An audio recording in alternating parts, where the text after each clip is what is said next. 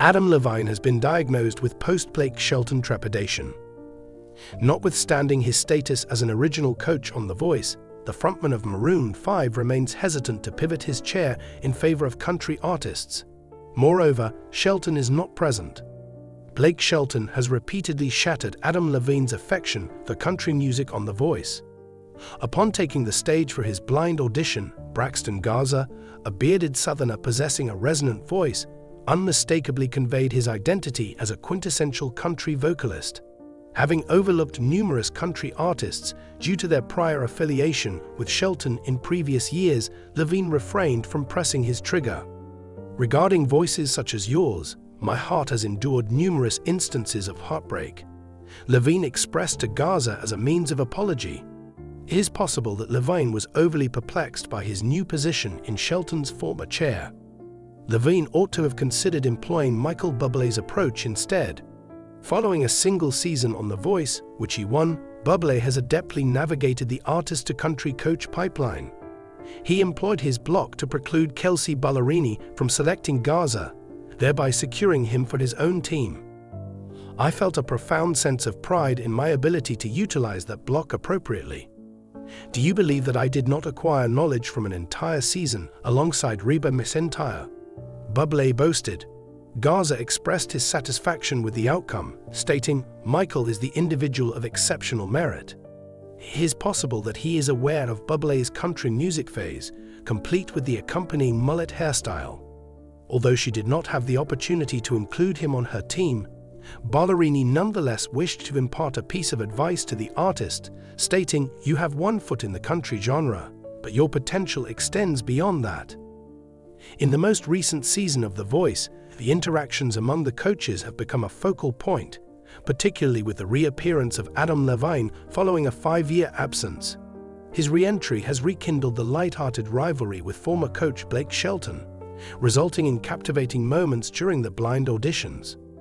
One notable instance involved contestant Braxton Gaza, whose performance emerged as a central topic of this revived discourse. The audition of Braxton Gaza. Braxton Gaza, a 28-year-old country artist from Adrian, Michigan, took the stage with a rendition of Warren Zid's Pretty Little Poison. His performance demonstrated a profound affinity for country music, a genre that is intricately linked to Blake Shelton. In light of this association, one might have anticipated that Adam Levine would pivot his chair in an effort to address the vacancy in the country genre resulting from Shelton's exit. The Blake-Adam dynamic. The camaraderie between Adam Levine and Blake Shelton was a defining characteristic of The Voice throughout their concurrent tenure on the show. Their light-hearted banter and reciprocal esteem fostered a captivating dynamic that resonated with audiences. Following Shelton's departure in 2023, numerous individuals speculated on how Levine would manage the program in the absence of his long-standing counterpart. Notably, Levine has wittily commented that one of the advantages of his return is the absence of having to engage with Shelton. However, he promptly qualifies this statement by expressing that he regrets their interactions. The resolution against turning. During Garza's performance, Levine opted not to rotate his chair. In his feedback, Levine conveyed his remorse, articulating, "Regarding voices such as yours, my heart has endured numerous disappointments."